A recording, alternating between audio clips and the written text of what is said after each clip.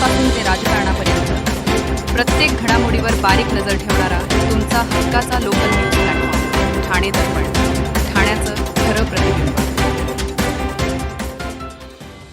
ठाणे महापालिका आयुक्त सौरभ राव यांनी काल कोणत्याही कर दरवाढ नसलेला अर्थसंकल्प सादर करून ठाणेकरांना दिलासा देण्याचा प्रयत्न केला असला तरी दुसरीकडे मात्र त्यांनी नव्या प्रकल्पापेक्षा जुनेच प्रकल्प पुन्हा पुढे रेटण्यावर भर दिल्याचे चित्र आहे.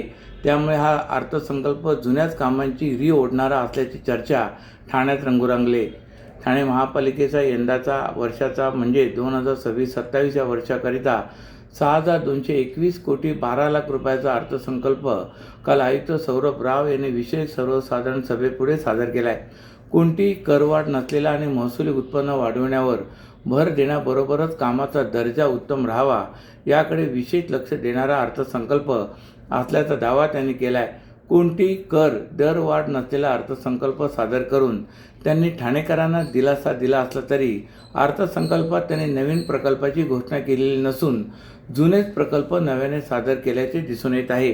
आर्थिक शिस्त व संतुलन राखणे, आरोग्य व शिक्षण यामध्ये गुंतवणूक, हरित ठाण्यासाठी शाश्वत उपाययोजना, पर्यावरण संरक्षण, गतिमान वाहतुकीसाठी पायाभूत सुविधांची कामे, प्रशासकीय कामकाजामध्ये पारदर्शकता व कार्यक्षमता यावर भर, महापालिका शाळांचा कायापालट व गुणवत्तापूर्ण शिक्षणावर भर, महिला, ज्येष्ठ नागरिक व कल्याणकारी योजनांना गती अशा घोषणा त्यांनी केल्या असल्या तरी नवीन प्रकल्पाचा समावेश नाही. हा अर्थसंकल्प जुन्याच कामाची ओढणारी असल्याची चर्चा ठाण्यात रंगू लागले.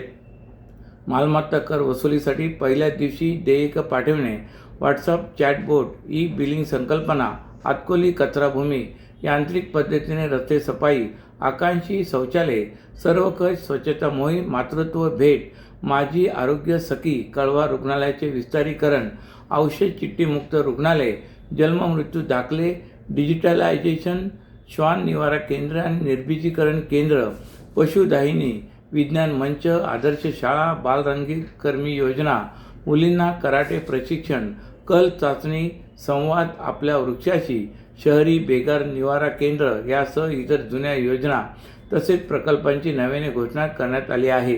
चौकट राज्य शासना तसेच मुंबई महानगर प्रदेश विकास प्राधिकरणामार्फत ठाणे शहरात विविध प्रकल्प राबवण्यात येत आहेत.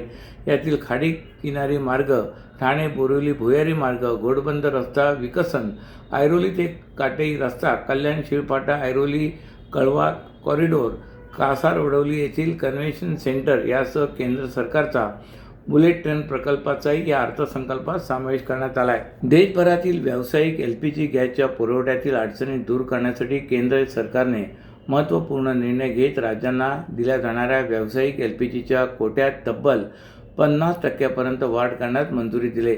पेट्रोलियम आणि नैसर्गिक वायू मंत्रालयाचे सचिव डॉक्टर नीरज मित्तल यांनी सर्व राज्यांच्या मुख्य सचिवांना पत्र पाठवून या निर्णयाची माहिती दिली. राज्य शासनाच्या मार्गदर्शक सूचनांनुसार ठाणे जिल्ह्यात या निर्णयाची अंमलबजावणी करण्यात येणार असल्याची माहिती जिल्हाधिकारी डॉक्टर श्रीकृष्ण पांचाळ यांनी दिली.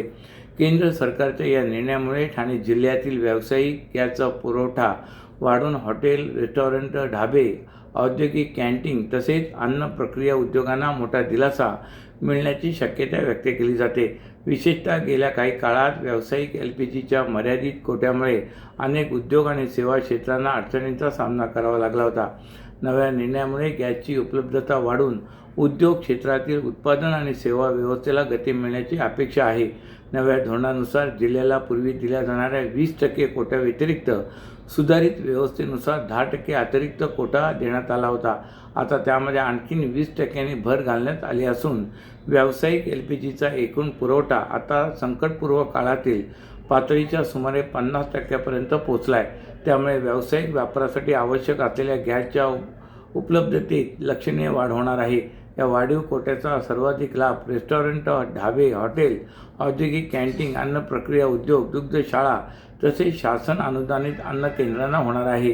ठाणे स्टेशन परिसरात रिक्षाचालकांची मुजोरी वाढल्याचे दिसून येत आहे. लांबच्या भाड्यासाठी रेल्वे स्टेशनच्या प्रवेशद्वारावर घोळक्याने उभे राहून येथे कोंडी केली जाते. हे चालक घोळका करून उभे राहत असल्याने महिला प्रवासी, ज्येष्ठ नागरिक आणि लहान मुलांना स्टेशनमधून बाहेर पडणे कठीण होते. एकट्या महिला तरुणीला रिक्षासाठी विचारणा करताना रिक्षा चालक त्यांना रिक्षाची गरज नसतानाही त्यांच्या मागे मागे जातात. त्यामुळे अनेक महिलांना असुरक्षित वाटत असल्याचे दिसून येते. स्टेशनच्या दोन्ही बाजूकडे अशीच अवस्था असून हे परिसर प्रवाशांची कोंडी करणारे ठरताना दिसत आहेत. ठाणे रेल्वे स्टेशन मध्य आणि ट्रान्स हार्बर मार्गावरील महत्त्वाचे स्टेशन आहे. उपनगरीय लोकल गाड्यांशिवाय राज्यासह देशभरात जाणाऱ्या लांब पल्ल्याच्या गाड्या येथून ये-जा करतात. त्यामुळे येथे सतत प्रवाशांची गर्दी असते. इच्छित स्थळी जाण्यासाठी प्रवाशांकडून बस, रिक्षा, टॅक्सीची मोठी मागणी असते. याचा गैरफायदा घेत काही रिक्षा, टॅक्सी चालकांकडून प्रवाशांची आर्थिक लुबाडणूक करण्याचे प्रकार घडत आहेत. लांब पल्ल्याच्या भाड्यासाठी स्टेशनच्या प्रवेशद्वारावर गर्दी करून हे रिक्षा, टॅक्सी चालक त्यांच्याकडून मनमानी भाडे वसूल करत असल्याचे आरोप प्रवाशांकडून होत आहेत. लांब पल्ल्याच्या गाडीतून प्रवासी सामानासह स्टेशनच्या बाहेर येतात. हे चालक त्यांना गराडा घालून कुठे जायचे असे विचारतात. त्यांच्याकडून ठिकाण सांगतात. 300 पासून ते 1500 पर्यंत भाडे सांगून त्यांना त्यांच्या गाडीतून चालण्याचा आग्रह केला जातो. अनेकदा लांबचा प्रवासी आपल्याच रिक्षात बसावा यासाठी रिक्षा चालकांमध्ये वाद होण्याचे प्रकार देखील घडताना दिसून येत आहेत. सर्व नागरिकांना आवाहन करण्यात येत आहे की सध्या डासांमार्फत पसरणाऱ्या डेंग्यू या आजाराचा प्रसार रोखण्यासाठी प्रत्येकाने पुढीलप्रमाणे कार्यवाही करावी. डेंग्यू आजार एडिस इजिप्ती हा डास चावल्याने होतो. या डासांची पैदास साचलेल्या किंवा साचवलेल्या स्वच्छ पाण्यामध्ये होते. 8 दिवसांपेक्षा जास्त दिवस पाणी उघडे व साचून राहिल्यास त्यात डास अंडी घालतात. अंड्यांच्या अळ्या तयार होऊन पुढे डास तयार होतात. यासाठी आपल्या घरातील पाणीसाठे उदाहरणार्थ बॅरल्स, पिंपे, टाक्या, हौद, रांजणे इत्यादी दर आठवड्याला रिकामे करून घासून पुसून कोरडे करून पुन्हा भरावे. 1 दिवस कोरडा दिवस म्हणून पाळावा. पाणी साठ्यांना घट्ट झाकणे बसवावीत किंवा जुनी साडी, चादर, धोतर यांनी बांधून झाकून ठेवावीत, म्हणजे डास त्यात जाऊन अंडी घालणार नाहीत. घराच्या गच्चीवर, आजूबाजूला, अंगणात कोठेही पाणी साचू देऊ नये. भंगार सामान उघड्यावर टाकू नये. उदाहरणार्थ टायर्स, प्लास्टिक सामान, कुंड्या, टाकाऊ वस्तू इत्यादी. अशा सामानात पावसाचे पाणी साठून त्यात डेंग्यूच्या डासांची पैदास होते. घरातील कूलर्स, फ्रीजच्या पाठीमागील ट्रे हे देखील वेळोवेळी कोरडे करावेत. लक्षात ठेवा, नुसत्या फवारणीने डास घनता कमी होत नाही, तर त्यासाठी डास पैदास ठिकाणे नष्ट करणे ही आपल्या सर्वांची जबाबदारी आहे. कोणताही ताप अंगावर न काढता जवळच्या शासकीय रुग्णालयात मोफत औषधोपचार घ्या. अशा प्रकारे नागरिकांनी सहकार्य केल्यास डेंग्यूचा प्रसार रोखणे सहज शक्य आहे. यंदाचे आर्थिक वर्ष संपत आले तरी ठाणे महापालिकेच्या मालमत्ता कर विभागाकडून अपेक्षित कर वसुली होऊ शकलेली नसल्याची बाब अर्थसंकल्पातून उघडकीस आली असून या मुद्द्यावरून टीका होऊ लागतात. पालिका प्रशासनाने आता थकबाकीदारांवर कारवाईचा बडगा उगारलाय.